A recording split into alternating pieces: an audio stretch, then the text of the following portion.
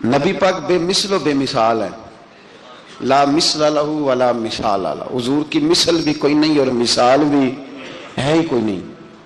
اللہ کریم نے محبوب جیسا دوسرا بنایا ہی کوئی نہیں۔ سمجھنی ہے بات آپ نے؟ حضور میں شک کوئی نہیں، پر ابو جہل نے شک کیا۔ نبی پاک میں شک کوئی نہیں، پر ابو لہب نے شک کیا۔ حضور میں شک کوئی نہیں، پر عتبہ اتیبہ شیبہ ان کا شک آخر تک نہیں گیا، حالانکہ حضور میں کوئی شک دور کرانے بھی آئے تو شک نہیں گیا۔ ایک دفعہ نہیں، کئی دفعہ، درجنوں دفعہ، بیسیوں دفعہ۔ ایک ابو جہل کو لے لیں، دماغ میں شک تھا حالانکہ حضور میں کوئی شک نہیں۔ ایک دن آگے کہنے لگا کہ بتائیے میری مٹھی میں کیا ہے؟ تو نبی پاک صلی اللہ تعالی علیہ وسلم نے فرمایا اگر میں نے بتا دیا، کہنے لگا اگر آپ نے بتا دیا تو میں کلمہ پڑھ لوں گا۔ حضور نے فرمایا میں نے بتا دینا ہے پر تو نے کوئی نہیں پڑھنا، میں بتا دینا ہے۔ کہ بتائیے، تو حضور نے فرمایا چل سودا کر لیتے ہیں، اگر جو تیری مٹھی میں ہے وہی بتا دے پھر تیرا کیا خیال ہے؟ تو نبی پاک صلی اللہ تعالی علیہ وسلم نے کہا کیا بھائی ابو جہل کی مٹھی میں؟ تو اس کی مٹھی میں کنکر تھے، کنکروں نے کلمہ پڑھنا شروع کر دیا۔ جب کنکروں نے کلمہ پڑھا، پتھر تھے وہ، انہوں نے کلمہ پڑھا۔ ابو جہل نے وہ کنکر زمین پہ پھینک کے کہنے لگا اوہو تیرا جادو تو پتھروں پہاڑوں پہ بھی چلتا ہے۔ اب جملہ کہنے لگا ہوں سمجھ لینا، ابو جہل گوشت کا آدمی تھا، کنکر پتھر تھے، پتھر کلمہ پڑھ گئے۔ گوشت پوشت کا آدمی تھا پر کلمہ، کیونکہ یہاں کیا تھا؟ شک، اس نے آگے نہیں بڑھنے دیا۔ گوشت پوشت کا شخص ہو کے پتھروں سے آگے نکل گیا۔ نبی پاک صلی اللہ علیہ وسلم کی خدمت میں آیا، بلکہ وہ جو یہودی والی روایت ہے اس کے پس منظر میں بھی بعض محدثین نے لکھا ہے، اس کو بھی اسی نے بھیجا، کہنے لگا جاؤ نبی پاک سے جا کے کہو اگر وہ درخت آپ کا کلمہ پڑھے تو میں بھی پڑھ لوں گا۔ درخت، اب درخت ہوتے تو جاندار ہیں پر کلمے تو کوئی نہیں نہ پڑھتے۔ درخت سے بھی تو انسانوں سے کلمہ پڑھنے کی بات، اگر درخت پڑھے تو میں پڑھ لوں گا۔ نبی پاک صلی اللہ علیہ وسلم دور بیٹھے تھے، درخت دور تھا، اور امام سیوطی علیہ الرحمہ نے لکھا ہے درخت بھی کیکر کا تھا۔ نبی پاک صلی اللہ علیہ وسلم نے فرمایا اس یہودی سے کہ تو جا کے درخت کو کہہ کہ تجھے نبی پاک بلاتے ہیں۔ فرمایا میں گیا تو پھر تم نے کہنا جادو کر کے بلایا ہے۔ احتیاط بھی کی، ہر چیز آنکھوں کے سامنے رکھی، تو جا کے کہہ کہ تجھے بلاتے ہیں۔ وہ بندہ گیا، جا کے کہنے لگا، اور امام سیوطی نے اس کو لکھا ہے، کہنے لگے اس نے نبی پاک کا نام بھی نہیں لیا، کیونکہ ابو جہل اینڈ کمپنی کو پتا تھا کہ مصطفیٰ کے نام میں بھی بڑی برکت، خالی نام بھی نہیں لیا۔ کہنے لگا درخت وہ جو سامنے بیٹھے ہیں نا وہ تجھے بلا رہے، نام نہیں لیا حضور کا، وہ جو سامنے بیٹھے ہیں نا، جاءت لدعوتہ الاشجار ساجدۃ۔ امام بوصیری کہتے ہیں درخت آیا اور سجدہ کرتا ہوا، زمین چیرتا ہوا آیا۔ کس طرح آیا؟ پہلے آگے جھکا، پھر پیچھے جھکا، دائیں جھکا، بائیں جھکا۔ یہاں بھی لکھنے والوں نے لکھا ہے کہ وہ نہ درخت اپنی جڑیں اکھیڑ رہا تھا، جب چلنا تھا نا اس نے حضور کی طرف آنا تھا تو آگے دائیں بائیں ہوا، جڑیں اکھیڑ رہا تھا۔ لیکن ہمارے استاد جب ہمیں یہ روایت پڑھایا کرتے تھے تو کہتے تھے جڑیں نہیں اکھیڑ رہا تھا، جب اس نے سنا مجھے نبی پاک نے بلایا تو اسے وجد ہو گیا تھا، وہ جھومنے لگ گیا تھا، جھوم رہا تھا، حضور نے مجھے بلا لیا، جاءت لدعوتہ الاشجار ساجدۃ۔ تو درخت آیا، اس نے آ کے نبی پاک کو سجدہ کیا، لکڑی کا بنا ہوا درخت ہے، سجدہ کیا۔ سجدہ کرنے کے بعد درخت اٹھا اور اٹھ کے اس نے نبی پاک کا کلمہ پڑھا۔ وہ جس کو ابو جہل نے بھیجا تھا نا یہودی، وہ درخت کی حالت دیکھ کے کلمہ پڑھ گیا، وہ کلمہ پڑھ گیا، لیکن یہی بے ایمان کہنے لگا اوئے ہوئے ان کا تو درختوں پہ بھی جادو چلتا ہے۔ لا ریب فی، شک قرآن پاک میں، لیکن اگر بندے کے دماغ میں ہو اس کا علاج ہے کوئی، ادھر ہی شک بیٹھ جائے۔ کوئی سادی مثال دیتا ہوں کہ سامنے دیوار صاف ہو لیکن گرد اگر آئینے پہ پڑی ہو، دیوار صاف کرنی چاہیے کہ اینک کا شیشہ صاف کرنا چاہیے؟ ساری زندگی لوگ دیوار صاف کرتے گزار دیتے، ساری زندگی تراش خراش کرتے گزار، اپنی مرضی کی پینٹنگ کرتے گزار دیتے ہیں، پر اپنی آنکھ کی پتلی صاف نہیں کرتے، آنکھ کی پتلی صاف نہیں کرتے۔ کسی نے حضرت رومی سے کہا تھا حضور دنیا میں کوئی اچھا ملتا نہیں، فرمانے لگے تھوڑا رونا شروع کر تاکہ تیری پتلیاں وضو کر لیں، وضو کر لیں، وہ انہیں پتہ چل جائے کہ کتنے صاف ستھرے لوگ دنیا میں پائے جاتے ہیں۔ ابو جہل پھر آ گیا، کہنے لگا اگر آپ چاند کے 2 ٹکڑے کر دیں تو میں کلمہ پڑھنے کو تیار ہوں۔ اچھا یہاں بھی بڑی مزے کی بات ہے، اللہ نے پہلے کہہ دیا نبی پاک کو کہ ان الذین کفروا سواء علیہم اانذرتہم ام لم تنذرہم لا یؤمنون۔ محبوب یہ جن کی قسمت میں کفر ہے نا، آپ انہیں ڈرائیں چاہے نہ ڈرائیں، یہ ایمان نہیں لائیں گے۔ کنکروں نے بھی کلمہ پڑھ لیا، درختوں نے بھی پڑھ لیا، سارا کچھ ہو گیا، اور اللہ نے بھی کہہ دیا کہ محبوب اس بے ایمان نے کلمہ نہیں پڑھنا، پر حضور نے فرمایا یہ پڑھے نہ پڑھے ہم نے میدان نہیں چھوڑنا، جتنی دفعہ آئے گا نا ہم اسے ضرور معجزہ دکھائیں گے، جتنی دفعہ آئے گا ہم کیوں میدان چھوڑ۔ آگے کہنے لگا جی اگر چاند کے 2 ٹکڑے کر دیں تو اقتربت الساعۃ وانشق القمر، تو نبی پاک صلی اللہ علیہ وسلم نے انگلی کا اشارہ کیا، چاند 2 حصوں میں بٹا، کوہ صفا ایک پہاڑی تھی مکے میں، آدھا ٹکڑا پہاڑی کی اس جانب ہوا، آدھا اس جانب، یعنی وضاحت کی اللہ کریم نے کہ ایسے نہ ہو کہ یہ کہہ دی وہ تو ایسے بالکل شک ہوا تو مل گیا، پتہ نہیں میری آنکھوں پہ جادو ہو گیا، ملا ہے کہ نہیں ملا۔ جب ٹوٹا تو حدیث پاک میں آتا ہے کہ آدھا چاند کوہ صفا کی ادھر گیا اور آدھا تو پہاڑی تھی، چاند نیچے آیا، پہاڑی کے گرد گھوما، آگے جا کے ملا، یعنی وقفہ دیا گیا باقاعدہ دیکھنے کا، سمجھنے۔ پوری دنیا میں جتنے لوگ اس وقت چاند دیکھ رہے تھے، ہندوستان تک روایتوں میں ملتا ہے کہ لوگوں نے گواہی دی کہ ہم نے چاند ٹوٹتے دیکھا ہے۔ زمانہ مان گیا، لوگوں کی چیخیں نکل گئیں، لوگ قدموں میں گر گئے، پر وہ جس کے دماغ میں شک تھا نا وہ نہیں مانا۔ شجر و حجر پہچان گئے پر انسان کی نظروں میں شک ہی رہا۔ دنیا میں سب سے مجبور، کمزور، بزدل، کم فہم بندہ وہ ہے جس کے دماغ میں شک ہے، سب سے کم فہم آدمی، اس کی فراست روحانیہ زیرو ہے، وہ ایک ناکام شخص ہے، اس کو کسی پہ بھی شک پڑ جائے، کسی پہ بھی۔ ہم نے دیکھا ہے جو عورت اپنے مرد پہ شک کرنے لگ جاتی ہے اس گھر کا کوئی علاج ہی نہیں ہوتا، جو شکوہ کرتی ہے روٹی کا، پیسوں کا، وہ کسی دور میں مسئلہ اس کا حل ہو جاتا ہے، جو نافرمان ہوتی ہے اس کا بھی مسئلہ کسی نہ کسی زمانے میں حل ہو ہی جاتا ہے۔ یہ جس کو شک پڑ جاتا ہے نا، شک، اس کا مسئلہ قیامت کی صبح تک حل نہیں ہوتا۔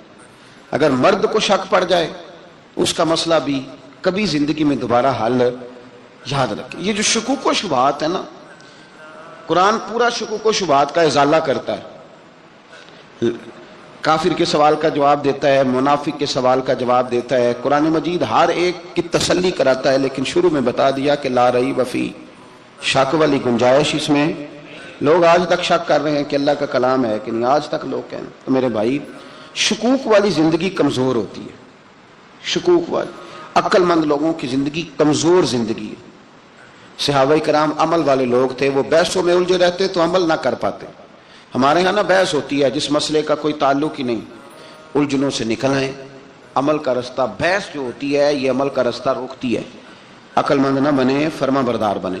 میرے بھائی، شکوک و شبہات والی جو لائف ہے، دیکھیں نا، انبیاء کرام علیہ السلام کے بارے میں شکوک و شبہات ہیں، اولیاء عظام کے بارے میں۔ اب ایک نیا شک پیدا ہو گیا ہے کہ فیض ملتا ہے کہ نہیں ملتا۔ ہم نے فلانے ولی کو دیکھا نہیں، ساری زندگی اس کا نام لیا، فیض ملے گا کہ نہیں۔ غوث پاک کو دیکھا نہیں، ساری زندگی قادری کہلایا، فیض ملے گا کہ نہیں۔ خواجہ اجمیر کو دیکھا نہیں، چشتی کہلائے، فیض ملا کہ نہیں۔ صابر پیا کو دیکھا نہیں، صابری کہلائے، فیض ملا کہ نہیں۔ او خدا کے بندے، فیض وہ چیز ہے جو نظر نہیں آتی پر محسوس سب سے زیادہ ہوتی ہے۔ ملے تو حضرت اویس کرنی بھی نہیں تھے نبی پاک سے، وہ بھی نہیں ملے تھے، ملاقات تو ان کی بھی نہیں ہوئی تھی۔ کیا کہو گے؟ ملاقات نہیں ہوئی، لیکن فیوز و برکات کا یہ عالم ہے کہ میرے محبوب نے فرمایا وہ دعا کرے گا تو اللہ میری امت کی بخشش فرمائے گا۔ تو آپ ہمارے صوفیاء میں ایک سلسلہ اویسیہ ہے، سلسلہ اویسیہ میں اکثر ملاقات نہیں ہوتی، اکثر نہیں ملاقات ہوتی بغیر دیکھیں نا، آپ جب کسی کا نام جپتے ہیں، جب کسی کا نام لیتے ہیں، جب اسی کا ذکر کرتے ہیں، جب اسی کے تذکرے میں رہتے ہیں، تو اللہ تبارک و تعالیٰ کے یہ جو کامل لوگ ہوتے ہیں یہ متوجہ ہو جاتے ہیں، ان کی توجہ ہوتی ہے۔ اور خود سرکار نے فرمایا، دو آپس میں محبت کرنے والے، ایک مشرق میں ایک مغرب میں، قیامت کے دن اللہ دونوں کو جنت میں اکٹھا فرما دے گا۔ یہ کیا بات ہوئی کہ ہر بات میں شک کرنا کہ جی وہ فلانے سے ملاقات ہی نہیں ہوئی؟ تو کس طرح بھائی، ملاقات ایک الگ چیز کا نام ہے، ملاقات ایک الگ شے کا نام ہے، اور فیوز و برکات ایک، اللہ سے ملاقات ہوئی ہے، رزق دیتا ہے کہ نہیں، زندگی دیتا ہے، ساری چیزیں دیتا ہے، تو ملاقات تو کوئی نہیں کرتا۔ تو اس لیے ہر چیز کو ٹھیک ہے، وہ جو جگہ جس جگہ پہ جو بات ہے اس کو وہاں رہنا چاہیے، لیکن یہ شکوک ہیں، ان سے باہر نکلیں، ان سے باہر آئیں۔ اولیاء اللہ کا جو فیضان ہے، ان کی جو محبت ہے، ان کے جو طریق. حضرت سلیمان بن بشار رحمۃ اللہ علیہ بزرگ گزرے ہیں، وہ کہتے ہیں میرے پاس، میں بڑا خوبصورت تھا جوانی میں، دین کی تھوڑی سی خدمت کرتا تھا تو ایک عورت آ گئی. اس عورت نے میرے ساتھ کچھ مجھ سے مانگا، مطالبہ کیا، تو میں نے کہا کوئی بھکارن ہے. میں نے جب اس نے نقاب اوڑھا ہوا تھا، جب میں نے اس کی طرف پیسے دینے کے لیے، خیرات دینے کے لیے کوئی چیز بڑھائی تو اس نے چہرے سے کپڑا ہٹایا. میں نے نظر جھکا لی، کہنے لگی سلیمان میرا رنگ روپ تو دیکھ، میں کتنی خوبصورت ہوں، میں تیری محبت میں گرفتار ہو گئی، خدا را میں اپنے آپ کو تیرے حوالے کرتی ہوں. آپ فرماتے ہیں جب اس کے نیت اور ارادے میں اور لفظوں میں میں نے فطور دیکھا تو میں استغفر اللہ پڑھتا وہاں سے بھاگ گیا. اتنا دوڑا کہ میں بصرہ سے باہر نکل گیا، شہر سے ہی باہر آ گیا. عورت سے دوڑ رہا ہے، مرد، نوجوان، خوبصورت. فرماتے ہیں عشاء کی اذانیں ہو رہی تھی، نماز پڑھ کے میں مسجد میں سو گیا تو مجھے حضرت یوسف علیہ السلام کا دیدار ہو. جناب یوسف کہتے ہیں میں حضور کا غلام اور غلاموں کا غلام اور صدیوں بعد کا غلام. تو جناب یوسف علیہ السلام میری خواب میں آئے اور کہنے لگے اٹھ جوان میرے سینے سے لگ، یار تو نے تو نبی پاک کا امتی ہو کے وہ کام کیا ہے جو میں نے نبی ہو کے کیا تھا.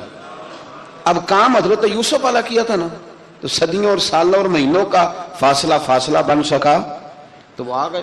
مسئلہ یہ ہے کہ شکوک و شبہات والی زندگی نقصان دیتی ہے.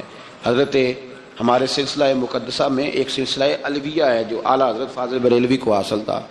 شاہ عبدالعزیز صاحب محدث دہلوی رحمۃ اللہ تعالی علیہ نے بڑا لکھا مولا علی کی شان پہ، حضرت علی پہ کلام، ان کا ذکر، ان کے تذکرے اس قدر فنا ہو گئے کہ ہر وقت ذکر علی کرتے.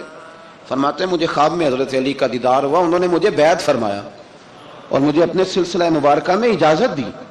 تو شاہ صاحب رحمۃ اللہ علیہ فرمایا کرتے تھے کہ میں نے وہ بہت کم لوگ ہیں جن کو پھر ان میں بیعت فرمایا جاتا ہے، تھوڑے چند لوگ، اور ان کو سلسلہ مبارکہ میں اس میں چند لوگ ہیں. اعلیٰ حضرت کے بعد شاہ علیہ رسول ہے، شاہ علیہ رسول کے بعد شاہ عبدالعزیز محدث دہلوی میں، وہ ڈائریکٹ مولا علی شیر خدا سے بیعت. تو مطلب یہ ہے کہ کام شکوک و شبہات سے نکلیں.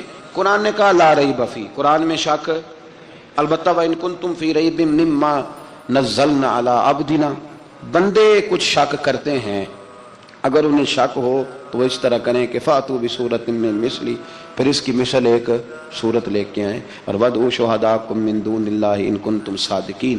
سارے بے شک اپنے حمایتی بلا لیں اگر وہ سچیں. شک والی دنیا سے باہر نکل آئیں، حقیقت والی دنیا کو قبول کریں. شکوک و شبہات کا ازالہ نہیں ہوتا، شک دوسرے شک کو جنم دیتا ہے، نقص دوسرے نقص کو جنم دیتا ہے، غلطی دوسری غلطی کو جنم دیتی ہے. اور انسان جب تک شکوک کی، میں نے آپ کو کہہ دیا کہ ہر گھر بس سکتا ہے، ہر گھر، ہر عورت کے صحیح ہونے کی امید ہوتی ہے، پر جس بی بی کو اپنے خاوند کے کردار پہ شک ہو وہ بی بی کبھی مطمئن نہیں ہوتی.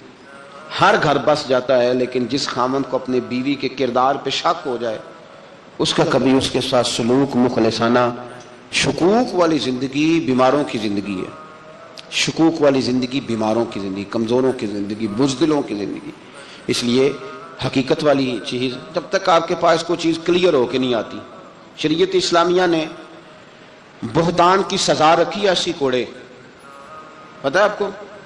جس نے ایسے ہی بہتان لگا دیا، دلیل ہی کوئی نہیں، ایسے ہی کہہ دیا کہ جی وہ مجھے شک ہے جنہوں نے ایسے کیا ہے، فرمایا اسے کوڑے مارو. شک کی بنیاد پر بہتان ترازی کرتا ہے، کوڑے کی سزا رکھی، 80 کوڑے مارو اس ظالم کو.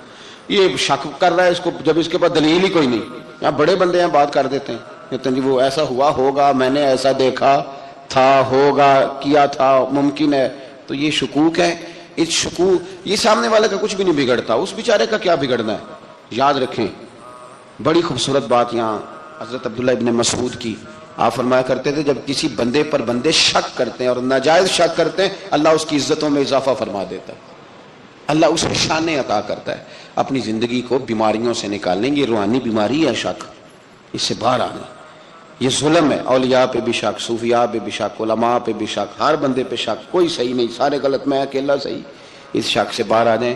یہ نفسیاتی مریض بنا دے گا، بے سکون کرے گا، بے قرار کرے گا. جس ترتیب سے ہم مسکراتے ہیں، جس ترتیب سے ہم روتے ہیں، جس ترتیب سے ہم کسی بات کا اظہار تشکر کرتے ہیں، خدا ان باتوں سے پاک ہے. اب بہت ساری حدیثوں میں آیا کہ وہ مسکراتا ہے، تو کیا مطلب ہے مسکرانے کا؟ تو علماء تفسیر نے لکھا ہے مسکرانے کا مطلب یہ ہے کہ وہ بڑا ہی راضی ہوتا ہے اپنے بندے سے، بڑا راضی ہوتا ہے، یہ مطلب ہے. ایک تو مسکرانے کا مطلب یہ کہ وہ بڑا راضی ہو گیا، وہ مسکرا دیا اپنے بندے پہ. اور ایک اس کا معنی خود نبی پاک صلی اللہ تعالی علیہ وسلم نے بیان فرمایا. مسند امام احمد بن حنبل میں حدیث ہے، حضور سید عالم علیہ السلام سے صحابہ نے پوچھا یا رسول اللہ شہید تو بڑے لوگ ہوتے ہیں، شہیدوں میں افضل کون ہے؟ تو اللہ کے حبیب علیہ السلام فرمانے لگے وہ والا بندہ جو ڈٹ گیا تھا کافروں کے مقابلے میں، وہ ہلا نہیں، پوری طرح ڈٹ کے جو لڑا، وہ شہداء میں افضل ہے. حضور فرماتے ہیں وہ جنت کے بالا خانوں میں سیر کرے گا اور رب اسے دیکھ کے مسکرائے گا، رب اسے دیکھ کے مسکرائے گا. اللہ تعالیٰ مسکراتا ہے اسے دیکھ کے. اور اگلے جملے میں حضور نے وضاحت کر دی، فرمایا جب رب دنیا میں کسی پر مسکراتا ہے نا تو اس کا معنی یہ ہے کہ قیامت میں پھر اللہ اس سے حساب کوئی نہیں لے گا. جس پر اللہ دنیا میں مسکرا دیا اس سے کوئی حساب، تو وہ کام ڈھونڈنے چاہیے نا جس سے اللہ مسکرائے. ویسے کبھی ہم ایسا کرتے ہیں کہ نہیں کہ کسی کو راضی کیا جائے؟ یہ کام ہم کرتے ہیں کہ ہماری کمپنی کا جو سربراہ ہے وہ ہم سے راضی رہے، جس ادارے میں ہم پڑھاتے ہیں اس ادارے کا بڑا ہم سے راضی رہے. یہ کرتے ہیں ہم، اس کے لیے کچھ نہ کچھ ہیلے بہانے ہم کرتے ہیں. برادری، قبیلہ، علاقہ، بستی لوگ کسی طریقے سے ہمارے ساتھ مطمئن رہیں، کرتے ہیں نا یہ سارے کام. اس میں تھوڑی مشکل بھی ہمیں آتی ہے لیکن کرتے ہیں. کیا کریں، گھر میں بھی کئی دفعہ ایسا ماحول بنانا پڑتا ہے. چلیں ایک اور میٹھی مثال دیتے ہیں، زیادہ سمجھ میں آئے گی. چھوٹا بچہ خوش رہے، آپ اس کے لیے محنت نہیں کرتے. وہ چھوٹا ہے، اس کو خوش کرنا فرض ہے ابا پہ، لیکن وہ کہتا ہے کہ میں نے موٹر سائیکل لینا ہے. چھوٹا ہے، چلا ہی نہیں پائے گا، تو ابا پھر اسے راضی کرتا ہے، کہتا ہے بیٹے چھوٹا سائیکل لے لے، چل میں تجھے اڑانے والا جہاز لے دیتا ہوں. مقصود کیا ہے کہ اس کو ناراض نہیں کرنا، یہ روئے نہ، اس کا دل نہ ٹوٹے. ہو یارو سنو نا میں کیا کہہ رہا ہوں. اگر چھوٹے بچے کے لیے وہ چیزیں ڈھونڈتے ہو، میرے ابا جی نا اپنے نواسے کے لیے کھلونا لے کے آئے تو بچہ بڑا ہی کھیلا تو ابا جی کہنے لگے لو پیسے پورے ہو گئے میرے. بچے کو پسند بڑا ہے نا، پیسے پورے کر چھڑے نے. دیکھو نا جی کتنا اس کو راضی ہوا ہے. تو انسان کیا کرتا ہے کہ کوشش کرتا ہے چھوٹا بچہ بھی ناراض نہ ہو، تو وہ چیزیں وہ ڈھونڈتا ہے کہ اس کو کیا پسند ہے، چاکلیٹ لے جاؤں، فلاں چیز لے جاؤں، آئس کریم لے جاؤں. تو ایک بچے کے لیے، گھر کے لیے، سربراہ کے لیے اتنی محنت کرتے ہو، تو وہ کام بھی ہمیں ڈھونڈ کے تلاش کرنے چاہیے نا جس سے رب راضی ہوتا ہے، اللہ راضی ہوتا ہے. بتاؤں وہ کون کون سے کام ہیں؟ نبی کریم صلی اللہ تعالی علیہ وسلم نے ارشاد فرمایا 3 لوگ ہیں جنہیں دیکھ کے رب مسکراتا ہے. یا رسول اللہ صلی اللہ علیہ وسلم وہ کون کون سے؟ تو محبوب فرمانے لگے ایک وہ بندہ ساری مخلوق سوئی ہے، آدھی رات ہے، رات کا پچھلا پہر ہے، اس نے اٹھ کے وضو کر لیا، مصلی پہ کھڑا ہو گیا خدا کی یاد میں. فرمایا اسے دیکھ کے رب مسکراتا ہے جو اس کی شان کے لائق ہے.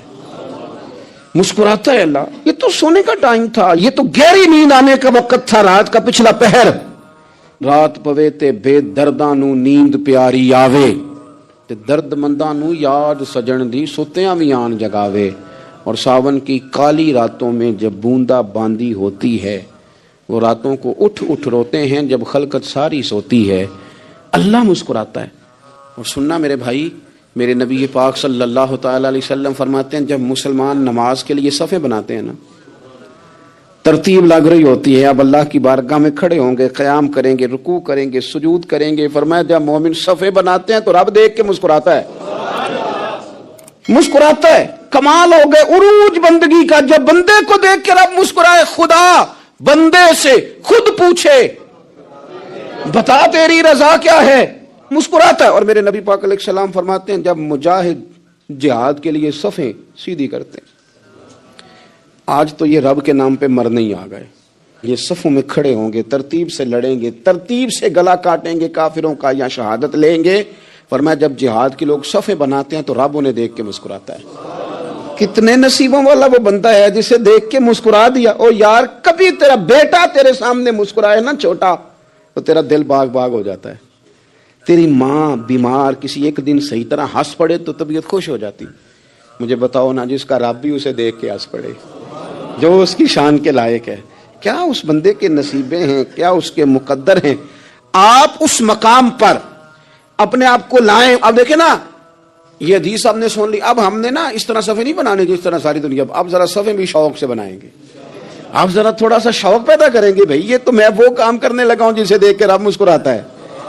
نبی پاک صلی اللہ علیہ وسلم نے فرمایا جب کو بندہ توبہ کرتا ہے نا، ہم توبہ کا رٹا لگاتے ہیں، یا اللہ میری توبہ، یا اللہ. اور توبہ کا تو مطلب یہ ہے کہ پچھلے گناہوں سے پکی توبہ، آج کے بعد یہ غلطی نہ کرنے کا پکا وعدہ. تو نے ساری شب برات رو کے گزاری ہے، بتا سویرے جھوٹ جوڑنے کا ارادہ ہے تیرا؟ آج کے بعد رشوت تو نہیں نہ لے گا، ملاوٹ تو نہیں نہ کرے گا، یہ توبہ ہے. اور اگر سارے کام اسی طرح کرنے ہیں تو پھر یہ توبہ کا رٹا ہے، جتنا مرضی لگاؤ. حضرت علی بن ربیعہ رضی اللہ تعالیٰ عنہ فرماتے ہیں میں مولا علی کے ساتھ تھا، مقام حرہ کی طرف جا رہے تھے، حضرت علی نے ہاتھ اٹھا کے دعا مانگی ہماری تعلیم کے لیے. ورنہ حضرت علی ہم صحابہ کو محفوظ عن الخطا تو مانتے ہیں نا. ہاتھ اٹھا کے کہا اے اللہ ہمارے گناہ بخش دے، تیرے علاوہ کوئی معاف کرنے والا نہیں. اور پھر حضرت علی آسمان کی طرف دیکھا اور دیکھ کے نا حضرت علی بن ربیعہ کو تو مسکرائے.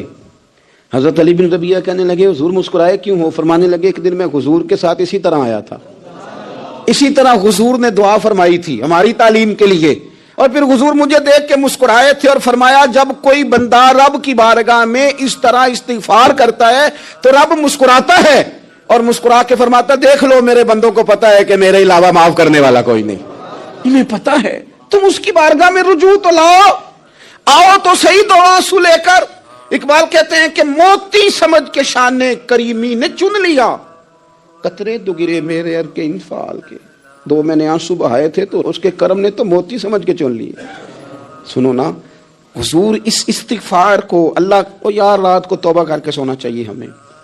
کچھ غلطیاں ہم کرنا نہیں چاہتے پر ہم سے ہو جاتی ہیں، کچھ دل ہم توڑنا نہیں چاہتے پر وہ ٹوٹ جاتے ہیں، ہماری مجبوری ہوتی ہے ٹوٹ جاتے ہیں. رات کو اس کی بارگاہ میں ہاتھ باندھ کے کشکول طلب دراز کر کے خوب استغفار پڑھنا چاہیے کہ مالک بندے ہیں نا کیا کریں، نفس کا ساتھ ہے، دنیا کا ساتھ ہے، خواہشات نفسانیہ، مالک معاف کر دے.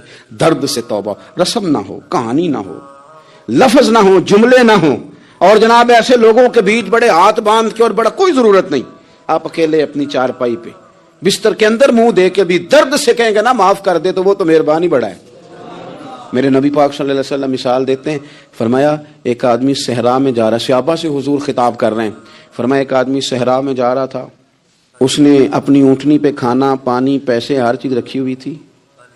صحرا تھا بہت بڑا، درمیان صحرا کے گیا تو تھوڑا سا سستانے کے لیے آرام کرنے کے لیے اونٹنی سے نیچے اترا. اب اس نے اونٹنی کی لگام، اونٹنی کی نکیل اپنے سرہانے کے نیچے رکھی، ہاتھ کے ساتھ پکڑی اور سو گیا. تھوڑی ہی دیر کے بعد جب اس کی آنکھ کھلی تو دیکھا اونٹنی غائب ہے. صحرا میں وہ پیدل نہ آگے جا سکتا ہے، نہ پیچھے جا سکتا ہے، نہ دائیں نہ بائیں، کھانے کو روٹی نہیں، پینے کو پانی کا قطرہ نہیں، تھوڑا ادھر بھاگا ادھر بھاگا، تھک گیا. کریم محبوب فرماتے ہیں وہ پوری طرح نڈھال ہو گیا اور مایوس ہو گیا، معاذ اللہ. مایوس ہو کے دوبارہ اسی جگہ آ کے لیٹ گیا جہاں پہلے لیٹا تھا، انتظار کرنے لگا کہ اب موت ہی آئے گی، آخری وقت ہے، اب نہ میں پیدل یہ صحرا کراس کر سکتا ہوں، نہ پیچھے جا سکتا ہوں، نہ کھانا ہے نہ پانی ہے، سوائے موت کے کوئی سہارا نہیں. حضور فرماتے ہیں وہ رستے میں دوبارہ لیٹ گیا. اچانک اس نے رخ بدلا تو اونٹنی سامنے کھڑی تھی. حضور نے صحابہ سے پوچھا بتاؤ نا اسے بھلا کتنی کو خوشی ہوگی؟ یا رسول اللہ جسے نئی زندگی مل گئی ہے. آپ دیکھیں نا سارے ڈاکٹروں نے کہہ دیا کہ اس کے تو گردے معدہ جگر ہر چیز ختم ہے، گھر لے جاؤ خدمت کرو، ہر طرف پریشانی ہے. وہ بندہ بھی سمجھ گیا ہے کہ آخری وقت آ گیا، کل جاؤں پرسوں جاؤں، تیاری ہو گئی، سب لوگ آ گئے، باہر والے بھی آ گئے، یہ ماحول ایک عجیب رنگ اختیار کر گیا. اچانک ایک ڈاکٹر نے آ کے کہا نہیں غلطی لگ گئی تھی. مجھے بتائیے انداز کیا ہوتا ہے؟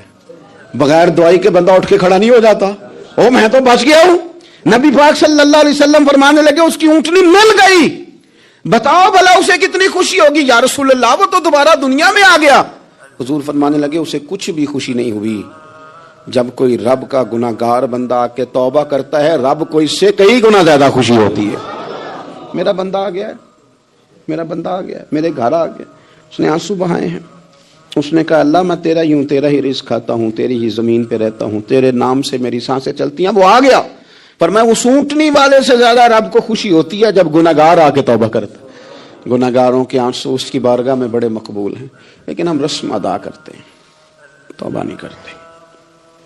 ہم اپنے آپ کے ساتھ دھوکہ کرتے ہیں، جھوٹ بولتے ہیں.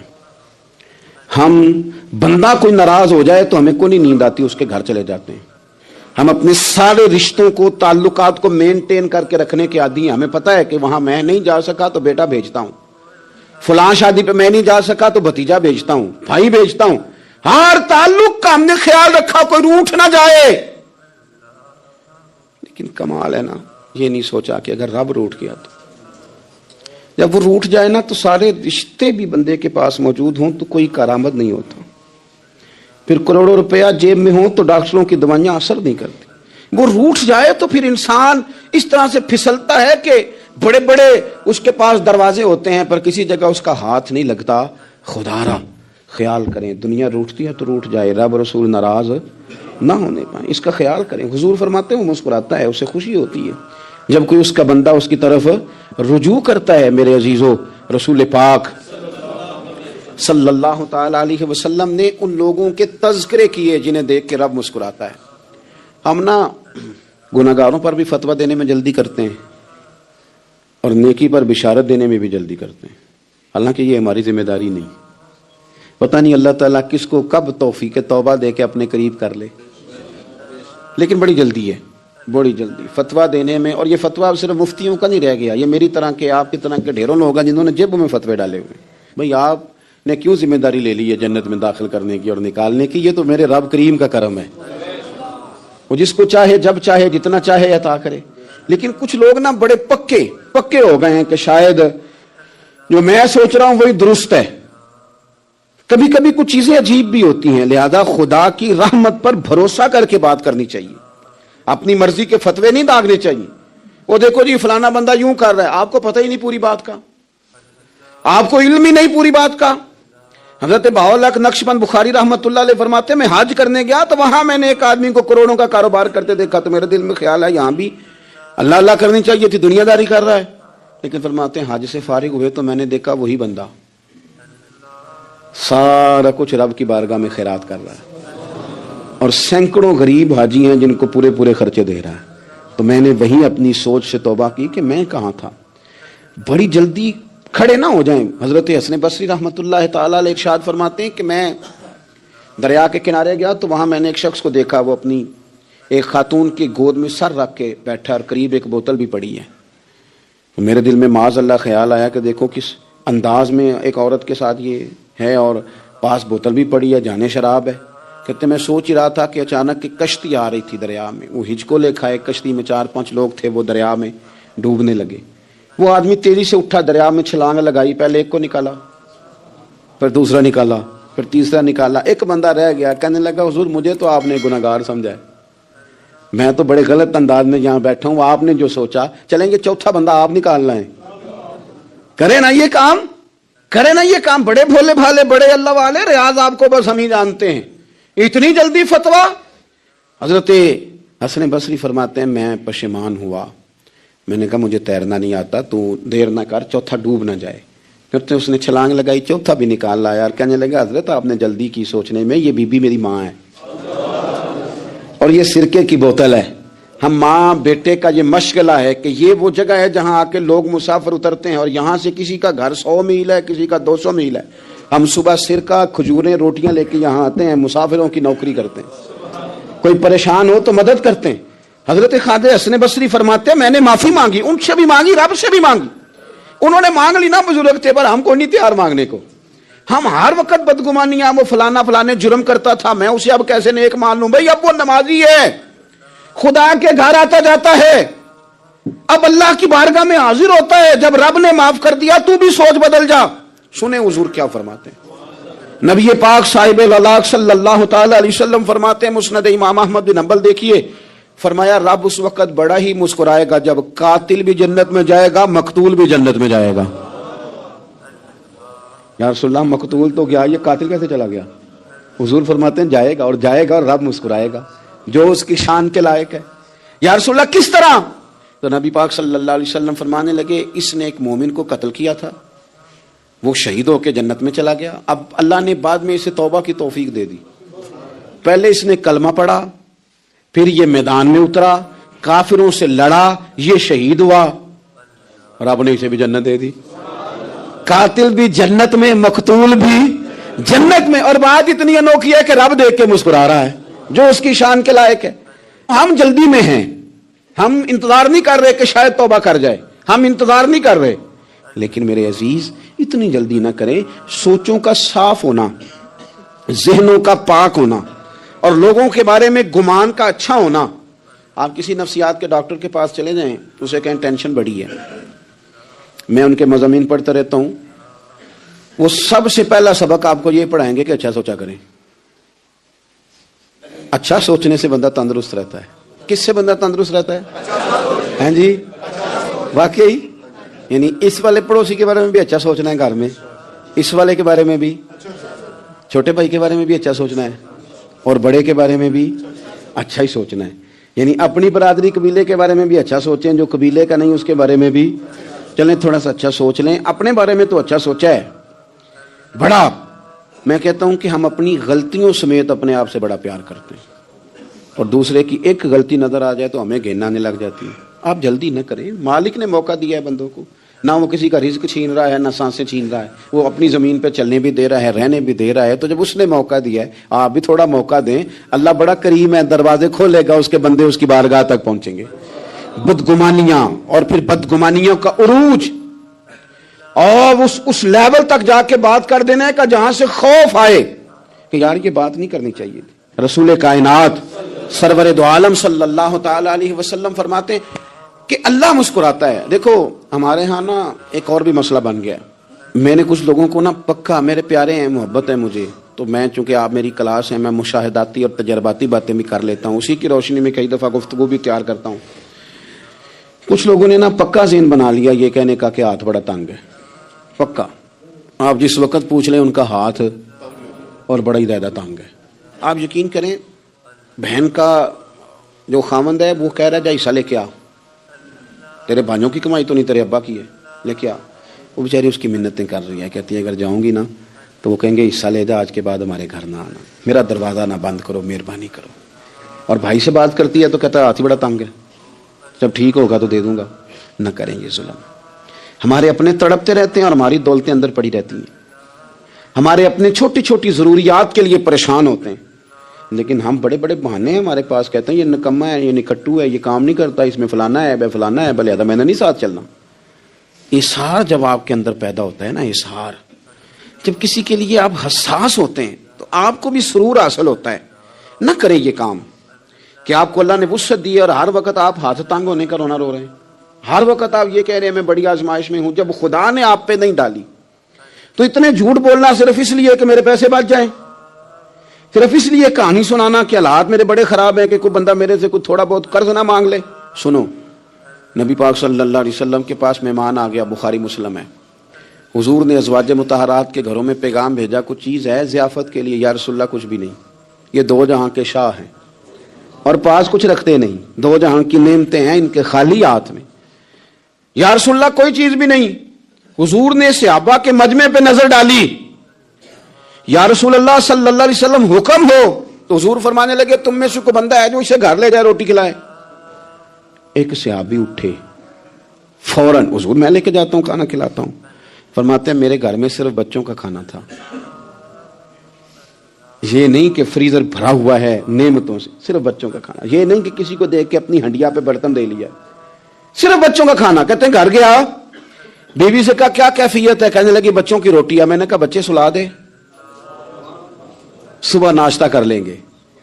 تو کہنے لگی آپ کیا کھائیں گے؟ تو میں نے کہا نہ میں کھاؤں گا نہ تو کھائے گی, مہمان جو نبی پاک کا ہے. کہا اچھا, اب ذرا تجویز دیکھو میاں بیوی کی سوجھی آپس میں. کہتے ہیں کھانا لگا دینا کیونکہ ایک آدھ بندے کا کھانا ہے. اپنی غربتوں کا ہر جگہ اظہار کرنا, رونا رونا. یہ دیکھو غربت کیسے چھپائی جا رہی. اس کو کہا نہیں کہ چل تو تھوڑا رحم کھا, تو آیا ہے تو تھوڑا رحم کھا, یہ نہیں کہا. کہا اٹھ کے نا تو کھانا رکھنا اور اٹھ کے نا چراغ ٹھیک کرنے کے بہانے بجھا دینا. ہم دنیا والوں کے سامنے کیوں اپنے دکھ بیان کریں؟ ہم جو کہیں گے رب رسول کی بارگاہ میں کہیں گے. تو نا چراغ ٹھیک کرنے کے بہانے. اہلیہ اٹھی, کھانا دینے کے بعد چراغ ٹھیک کرنے کے بہانے بجھا دیا. خامد بھی ہاتھ چلاتے رہے, بیوی کبھی برتن رکھتی کبھی اٹھاتی, پتہ چلے کہ کھانا کھا رہے ہیں, کھانا کھایا جا رہا ہے. کہتے ہیں مہمان پیٹ بھر کے کھانا کھا گیا. یہ کام ہوا رات کے اندھیرے میں, اس وقت ہوا جب چراغ بھی بند تھا, اس وقت ہوا جب کوئی دیکھنے والا نہیں تھا. کسی پڑوسی کو بھی خبر نہیں تھی. فرماتے ہیں صبح کے اجالے میں اس مہمان کو لے کے مسجد نبوی میں نے قدم رکھا تو نبی کریم نے فرمایا رات جو تم نے کام کیا ہے نا اسے دیکھ کے میرا رب بڑا مسکرایا ہے, اللہ بڑا مسکرایا ہے. اللہ تردامنی پہ شیخ ہماری نہ جائیے, ہم دامن نہ چھوڑ دیں تو فرشتے وضو کریں. یہ شان ہے صحابہ کی. نبی کریم علیہ السلام نے فرمایا رب رات مسکرایا تیرا یہ انداز دیکھ کے, اور اس نے قرآن نازل کیا وَيُؤْثِرُونَ عَلَىٰ أَنفُسِهِمْ وَلَوْ كَانَ بِهِمْ خَصَاصَةٌ. کچھ لوگ وہ ہیں جنہیں بڑی بھی ضرورت ہو تو دوسروں پر اثار کر دیتے ہیں, قربانی دے دیتے ہیں. رب مسکرایا ہے, اندر پیسے رکھے ہوئے ہیں, اندر پیسے رکھے ہوئے ہیں, اور بہن آ کے منت کر رہی ہے کہ بھائی حالات بڑے خراب ہیں, تھوڑی سی مہربانی کر. تو کہتے ہیں بہن پردہ ہی ہے بس, کیسے بتاؤں تجھے حالات, تجھے کیا بتاؤں کام کتنی مشکل سے چلتا ہے, یہ پردہ یہ بس. بہرحال اگر تو نے کہا ہے نا 50,000 تو میں زیادہ نہیں کوئی 20 کو دے دوں گا تجھے, وہ بھی خاصی نیکی کر کے, وہ بھی بتا سکھا کے. رات اماں پہ علیحدہ سے احسان چڑھاؤں گا, ابا پہ علیحدہ سے چڑھاؤں گا کہ تمہاری بیٹی کے ساتھ تعاون کر رہا ہوں, سارے علاقے کو ویسے ہی بتاؤں گا. اور وہ غریبنی بیچاری 20,000 لے کے گھر گئی ہے, بھائی سفارشیں کر رہی ہے کہ مہربانی کرو. میں نے ایسے بھی دیکھے ہیں جو پہلے بیوی کو پکڑاتے ہیں تو دے, اس لیے کہ پھر وزیر اعظم تو ڈنڈا نکال لے گا تو بڑا مشکل ہو جائے گا پھر گھر میں رہنا, لہذا وہ یہ تو آگے لگ. یہ کیا لہجہ ہے آپ کا, یہ تو کسی کو بھی دیں تو چھپا کے دینے کا حکم ہے, کسی کو بھی دیں تو ہمیں حکم یہ ہے کہ سیدھے ہاتھ سے دینا ہے, الٹے کو خبر. اور یہ جو بالکل ہی اپنے ان پر تو پردہ پوشی آپ کے لیے ویسے ہی ضرورت تھی. میرے عزیز رب مسکراتا ہے. میرے نبی پاک علیہ السلام نے یہ اعمال ہمیں بتائے جن پر اللہ مسکراتا ہے, خوش ہوتا ہے. اور بعض لوگوں کو حضور نے نامینیٹ کیا. حضرت سعد بن معاذ رضی اللہ تعالیٰ عنہ عظیم صحابی تھے. یہ وہ خوبصورت صحابیاں جن کے جنازے کو کندھا میرے نبی پاک نے عطا فرمایا, حضور نے کندھا عطا فرمایا. کمال ہو گئی. نرخ بازار محبت کا انوکھا ہی ہو گیا, خود خریداروں میں شامل آ کے مولا ہو گیا. حضور نے کندھا دیا. حضرت سعد بن معاذ رضی اللہ تعالیٰ عنہ کا جب جنازہ اٹھا ان کی والدہ رو پڑی, بڑے درد سے روئی. ماں تھی نا, ان کی آواز جب حضور تک گئی تو نبی پاک نے فرمایا آنسوؤں کو روک لے, آواز کو کم کر لے, تیرے بیٹے کی تو جب روح پرواز ہوئی ہے تو رب مسکرایا ہے. جس کے آنے پہ رب راضی ہو مسکرا دے جو اس کی شان کے لائق ہے. یہ تو وہ لوگ ہیں کہ جن کے جانے پر نا رب, وہ کسی نے کہا تھا کہ میرے مرنے پہ ہر سو شور مچ جائے گا, دیکھو گے میرے مرنے پہ ہر سو شور, تمہیں پتہ چل جائے گا جب ہم جائیں گے. میرے مرنے پہ ہر سو شور مچ جائے گا دیکھو گے, اور کہنے الوداع سرکار خود تشریف لائیں گے. اور درویش کہنے لگے بعد مرندے مکھڑا میرا ہو جاوے جے تازہ, پھر سمجھ لینا محبوب میرے نے آن پڑے ہے جنازہ. اور عاشق کا جنازہ ہے ذرا دھوم سے نکلے اور محبوب کی گلیوں سے ذرا گھوم کے نکلے. فرمایا کہ ان کے تو جانے پہ رب کریم. اور حضور نے ایک دعا بھی دی. حضرت ابو طلحہ, حضرت طلحہ رضی اللہ تعالیٰ عنہ صحابی تھے, ان کا وصال ہو گیا تو حضور نے دعا بھی دی. فرمایا یا اللہ جب میرا طلحہ ہے نا تو اس سے مسکرا کے بات کرنا, یہ تجھ سے مسکرا کے بات کرے جو تیری شان کے لائق ہے. تو اللہ تعالیٰ غائب درجے راضی ہوتا ہے. ایک دفعہ پھر بات دہراتا ہوں, جو میدان میں ڈٹ کے شہید ہو رب اسے دیکھ کے مسکراتا ہے. ابو جہل پھر آ گیا, کہنے لگا اگر آپ چاند کے 2 ٹکڑے کر دیں تو میں کلمہ پڑھنے کو تیار.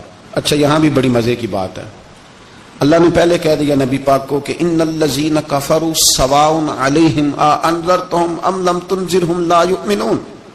محبوب یہ جن کی قسمت میں کفر ہے نا, آپ انہیں ڈرائیں چاہے نہ ڈرائیں, یہ ایمان نہیں لائیں گے. کنکروں نے بھی کلمہ پڑھ لیا, درختوں نے بھی پڑھ لیا, سارا کچھ ہو گیا, اور اللہ نے بھی کہہ دیا کہ محبوب اس بے ایمان نے کلمہ نہیں پڑھنا. پر حضور نے فرمایا یہ پڑھے نہ پڑھے ہم نے میدان نہیں چھوڑنا. جتنی دفعہ آئے گا نا ہم اسے ضرور معجزہ دکھائیں گے, جتنی دفعہ آئے گا, ہم کیوں میدان چھوڑ. آگے کہنے لگا جی اگر چاند کے 2 ٹکڑے کر دیں تو اقتربت الساعۃ وانشق القمر. تو نبی پاک صلی اللہ علیہ وسلم نے انگلی کا اشارہ کیا. چاند 2 حصوں میں بٹا. کوہ صفا ایک پہاڑی تھی مکے میں, آدھا ٹکڑا پہاڑی کی اس جانب ہوا, آدھا اس جانب. یعنی وضاحت کی اللہ کریم نے کہ ایسے نہ ہو کہ یہ کہہ دی وہ تو ایسے بالکل شک ہوا تو مل گیا, پتہ نہیں میری آنکھوں پہ جادو ہو گیا, ملا ہے کہ نہیں ملا. جب ٹوٹا تو حدیث پاک میں آتا ہے کہ آدھا چاند کوہ صفا کی ادھر گیا اور آدھا تو پہاڑی تھی, چاند نیچے آیا, پہاڑی کے گرد گھوما, آگے جا کے ملا. یعنی وقفہ دیا گیا باقاعدہ دیکھنے کا, سمجھنے. پوری دنیا میں جتنے لوگ اس وقت چاند دیکھ رہے تھے, ہندوستان تک روایتوں میں ملتا ہے کہ لوگوں نے گواہی دی کہ ہم نے چاند ٹوٹتے دیکھا ہے. زمانہ مان گیا, لوگوں کی چیخیں نکل گئیں, لوگ قدموں میں گر گئے, پر وہ جس کے دماغ میں شک تھا نا وہ نہیں مانا. شجر و حجر پہچان گئے پر انسان کی نظروں میں شک ہی رہا. دنیا میں سب سے مجبور, کمزور, بزدل, کم فہم بندہ وہ ہے جس کے دماغ میں شک ہے. سب سے کم فہم آدمی, اس کی فراست روحانیہ زیرو.